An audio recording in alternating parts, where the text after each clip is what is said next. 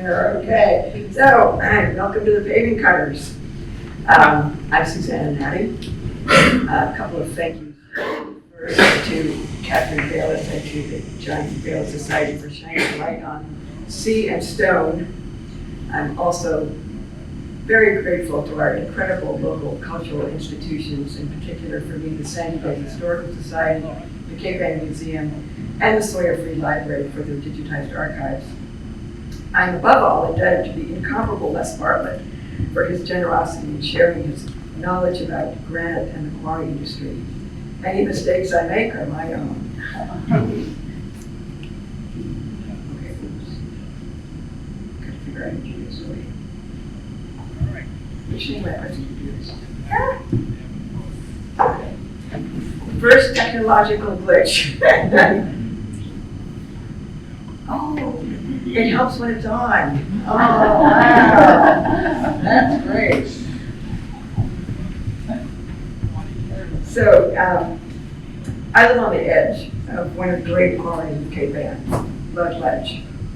And what you see on the left is one of the famous photos by Charles Cleves, and the one on the right is several years later, a view from above.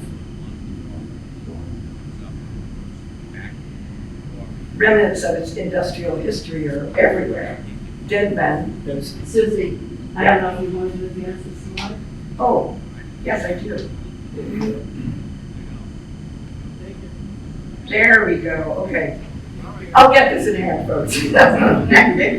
Remnants of its industrial history are everywhere. Dead men, which are those sturdy-looking staples that hold cables, drill marks, rusted cables, pulleys, grout piles. There's even a railroad tie in our driveway.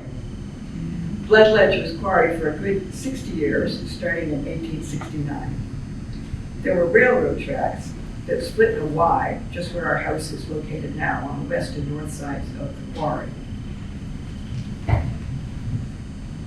Alongside that former railroad track, now the road that leads to our home, there's an area of stone chips, barely noticeable, until one day not long ago, I idly wondered, what the heck are those and where did they come from? And it finally occurred to me, these were the signatures left by the paving cutters. In the granite industry, there were multiple roles. There were the owners, the foremen, the bookkeepers, the timekeepers, the engineers, blacksmiths, hookmen, plug drillers, steam drillers, hoisting enginemen, crane operators, polishers, teamsters, car loaders, brakemen, sloop and schooner captains and crews, barge operators, not to mention the day laborers and dirt shovelers, and tool boys and apprentices. And then there were the men who actually cut the stone. Mm-hmm. The quarrymen, the stone cutters, and the paving cutters, all distinct from each other.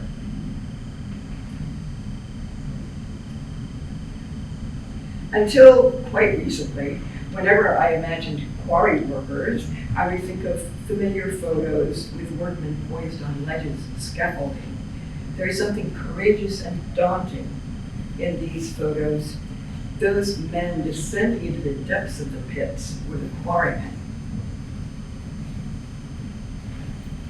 Once the granite had been released from its bedrock and hoisted up and away, it entered the stonecutters' realm. They were the workers cutting stone to dimensions, blocks for buildings, bases for statues, fountains, glorious and visible work. What I did not imagine was the paving cutter. A more modest role, a little lowly, not held in such high regard as stone cutters and quarrymen. They did not receive an hourly wage. They were paid by the piece. And yet, the paving cutters were the backbone of the granite industry on Cape Ann. How many millions of blocks were chipped into shape by these men? Tens of millions. Tens of millions. Our rock, Cape Ann granite, is good for streets. It's hard and durable. It was the 1830s that it became apparent that the granite here was a huge resource, seemingly endless. By the time of the Civil War, paving blocks were becoming a major part of the market, and the granite industry of Cape Ann was a major employer. This photo is of Granite Pier in Rockport. It's a great photo. It shows the boats ready to be loaded, the piles of paving neatly stacked, and in the upper left-hand quadrant you can see the sheds for the paving cutters. Paving stones were either cut here in the sheds or on site at the quarries, often on either side of the railroad tracks. It's estimated that 80% of the stone leaving Cape Ann was bound for streets, perhaps more. The first shipment of paving stones may have been to Havana, Cuba, around 1853. New Orleans was not far behind, with major shipments of paving coming from here. One of the limiting factors of how much paving to cut was where to put it. Stones were stacked near where they were cut until it was time to get them to the wharves for loading. There were times when a special horn was sounded to pull quarry workers in from their work to come to the docks to help load. For when a schooner or sloop or barge came in, it was all hands on deck to get those boats loaded and out, headed down the eastern seaboard and beyond to pave city streets far from Cape Ann. Depending on where they were going, paving blocks had different dimensions. There were paving blocks named for their destinations. New York, Boston, Philadelphia, Baltimore, Washington, New Orleans, Havana, Valparaiso, Chile, and so on. There were also Guidet blocks, Willard blocks, Belgian blocks, and more. New Orleans blocks were quite large. One New Orleans block was equivalent to 15 New York blocks or 30 Boston blocks. By the 1920s, there were around 32 different paving block sizes. What constituted a good paving block? Well, there was debate among competing industries, with some people promoting asphalt and others promoting wooden blocks. Needless to say, the granite industry made the case for stone. The most compelling argument, its durability. A second reason, better traction for horses. When the Battery in Manhattan was about to be repaved, the Merchants Association did a study and recommended small granite blocks. This is what they said. Asphalt or wood block is highly objectionable for heavy traffic by reason of great slipperiness when wet or in winter. A granite pavement is smooth, very durable, and affords a foothold as to the drawing of heavy loads. Other requirements, such as a level of wheel noise and smooth ride, were the subjects of heated debate, with proponents for wooden blocks arguing for the superiority of their product. This was a more serious problem than you might think. Businessmen and bankers in Boston who had offices at Post Office Square lobbied heavily for replacing granite with wood because of the noise. They complained that the noise is so great that they have difficulty in telephoning and in dictating to their stenographers. One man testified he had to have the walls of his office padded. Federal judges complained that they had to suspend trials in the summertime. They either had to suffer the noise because the windows were open or suffer the heat because the windows were closed. Teamsters and drivers countered that smooth pavement like woodblock made it difficult for horses to keep their feet. They all could not foresee that soon the argument would be moot. Both wooden blocks and granite blocks would soon be a thing of the past. And despite the industry's efforts to promote granite paving, the use of paving blocks began to decline beginning around the time of World War I. How were these blocks cut? Understanding that stone has a grain is essential to the paving cutter. Split in some directions, it will split true. Split in others, it will tear. To quote a 1918 Boston Herald article entitled, "Cape Ann is not downhearted." There was one kind of grain in the rift. There is another in the lift. And still another in the cutoff. I can't tell you what those terms mean. I just take it that knowing the stone you're going to split is a special set of knowledge, and you better know it to get a paving block.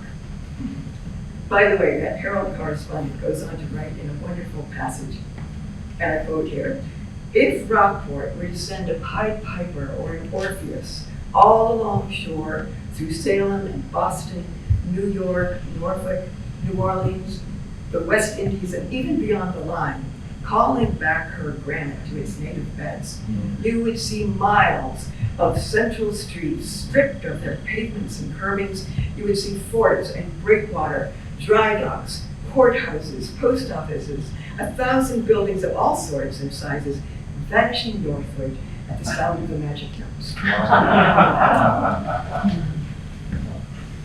As to the actual process of splitting a stone, George Ellsworth Hooker, who wrote Labor and Life of the Barry Granite Quarries in 1895, describes it thus. "After the stock has been reduced by ordinary methods to blocks of small dimensions, say from 1 to 3 feet, the paving cutter takes his heavy hammer and using the sharp edge checks a line across one face of such a block. Then turning it over and striking with the face of the sledge, also called the mash hammer, he delivers 2 or 3 heavy blows directly on the opposite side, as a result of which the stone cracks open as clean faces as one could get in splitting a piece of pine. Of course, they still needed to trim off the bulges and even up the edges until the blocks were the correct dimensions."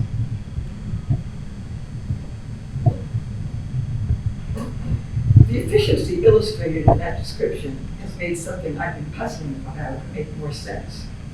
Looking at the 1869 accounts ledger of the Rockport Granite Company, I was Susan? yeah. Do you want to? Oh, I do. Did it slip back? I must be It's looking back. there. Just don't let me touch this. The efficiency illustrated in that description has made something I've been puzzling about make more sense. Looking at the 1869 accounts ledger of the Rockport Granite Company, I was flabbergasted by the numbers of paving blocks that could be generated by a single worker. The top producers in that year hammered thousands of paving blocks. A worker named William Dwyer produced 62,494 New York blocks and small paving blocks. And besides those blocks, he cut 14 tons of large paving blocks and 109 tons of New Orleans paving blocks. Paving cutters were variable in how many blocks they produced, of course. The average was 150 blocks a day. In a 10-hour day, that's 15 blocks an hour. If you do the math, that's a block every 4 minutes. So who were these paving cutters? In the years around mid-century of the 1800s, they were men from Maine, Vermont, New Hampshire, and Massachusetts. In the 1860s and 1870s, Irish workers were beginning to trickle in. They got a poor reception at first, as all of their countrymen were finding across the country. There were even attempts at destroying housing for Irish quarry workers in Pigeon Cove. The house they were scheduled to occupy was 2 or 3 times blown up with powder. Acceptance eventually came, and as the granite industry expanded and turned parts of North Cape Ann into a treeless and dusty industrial zone, the need for workers expanded too. Soon, men from Sweden and Finland would be joining their ranks. The gentleman who inset is my grandfather, who arrived in 1899 and became a paving cutter. He was one of a massive wave of immigrants leaving economic and political troubles in Europe. In the heyday of cutting paving stone, Finnish immigrants dominated the employer roles. The workers lived near the little thing. Does this have the little pointer? Well, never mind. Just It imagine. does, but I don't know. It does? Laura, do you? It's okay. I don't actually need to describe it. So, okay, the workers lived near their work on the north side of the Cape in Lanesville, and in the northern part of the village of Lanesville in Pigeon Cove, and all along Granite Street in Rockport. There were Swedes, Italians, Irish, and New Englanders as well, but the swell of demographic change was dramatic. In Lanesville, at the turn of the century, immigrating Finns and the first generation of their children became 50% of the Lanesville population over a period of 20 years. New housing was built, and 2 new streets were added. Not surprisingly, names were Viking and Norsemen, although the Finns are neither Vikings nor Norsemen. People were crowded into housing. In one house on Norseman Avenue in Lanesville, there were 6 families, totaling 30 people. Mothers, fathers, husbands, wives, children, and boarders. Families looking for a little help in paying their bills would cram a boarder or 2 into their already overfilled rooms. And boarders, hoping for a place to lay their heads, would gladly pay for the privilege. On Forest Street in Rockport, down bottom here, there were 213 residents in 1910, almost all of them Finns. And that street also included a Finnish Lutheran church, a temperance hall, 2 grocery stores, a barber, and a bakery. In 1892, a Boston newspaper published an article entitled, "At the Rockport Quarries, a phase of life which is utterly un-American." I don't believe this was meant as anti-immigrant, but it was a smug and colorful taste on how the Swedes and Finns were perceived. The Swedes live in the same quiet, unobtrusive way in which they follow all pursuits. They take naturally to the quarries. They are frugal and industrious, and for the most part, Americanized. Many of the workmen and overseers are from this nation. However, the Finns were viewed with more of a raised eyebrow. Remote, clannish, difficult to understand. The article continues. A man is killed in the quarry by the fall of a heavy stone from a derrick or a diving fragment from a blast. A man is arrested for a crime, which from an American standpoint is serious. To a question of inquiry, one reply is invariably made. Oh, only a Russian Finn. The article goes on to say, and this illustration is from the article, they usually come in small bands, dressed in rather picturesque costumes, with queer cut coats and a string of tan-colored, straight-haired children clustering about them. They tuck their bundles up the street and so make their entry into American life, little realizing that they are complicating that great question of American labor. The Finns have not as yet in any number become Americanized. They have a few customs and some acquire a smattering of English, but in the main, they are unimproved from their original state. A personal aside, my Finnish grandfather died when I was 12, and despite the fact that I ate all my lunches at his house when I was in 1st grade because it was too far for me to walk home, I never had a conversation in English with him. Until a few months before he died, I was visiting. He got up from his chair by the grave arbor and gave me a hug, but that was also a first. He said 3 words to me in English. It's all right. I think he pretty much took care of anything important he wanted to say to me right there with a Finnish economy of words. Back to the article, which concludes by speaking of the Finns as workers. As a rule, good workmen. Yeah. But the article demeans their ability to step up to do the finer work involved in quarrying. Their roles as paving cutters may have been seen as the highest level they could achieve. What about the pay? In the early days of paving cutting, wages were good. Men could make a good living. However, as the business grew, competition from quarries elsewhere caused companies to eye their bottom line and cut back, offering less generous pay. In a familiar story, I quote, American working men not being attracted by the low wages have gradually yielded their places. Recruits have been secured from the working men of other countries, unquote. The workers were not without recourse, there were unions.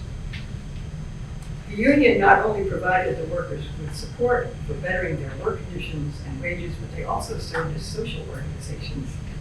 There was a paving cutters baseball team. There were local dramas mounted for the entertainment of the workers. There were dances. These entertainments were often fundraisers for workers during strikes, for men who had been injured, or for families that needed support because their breadwinner had been killed in a quarry accident. At funerals for their fellow workmen, they would appear in strength and march together to honor the deceased. And of course, there were strikes. In 1892, there was a massive industry-wide strike. One of the demands from the workers was a 9-hour day. As the strike went on, some of the workers' unions weakened, but a GD Times article wrote that, quote, "There is one class who signify their intention to stand by their colors to the bitter end. They are the paving cutters, a worthy and thrifty class of men who are a benefit to the community in which they live and whose loss will be seriously felt if they seek employment, as many of them out of town," unquote.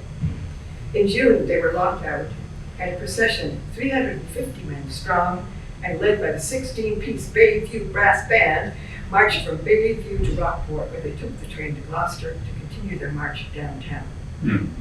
And here's a quote from the article: "The men gained many friends by their quiet and orderly bearing and their neat appearance."